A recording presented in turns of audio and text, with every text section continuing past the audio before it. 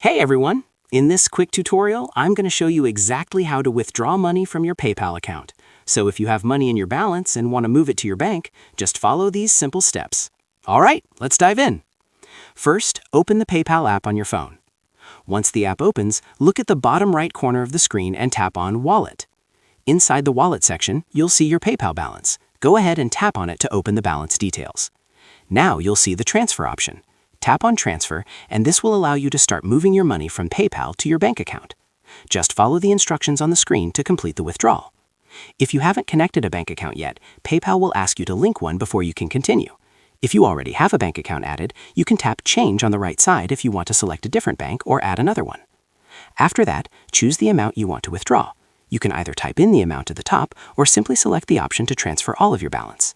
Once you've selected the amount, tap Transfer at the bottom of the screen. PayPal will now start sending the money to your bank account. And that's it. That's how you withdraw money from PayPal.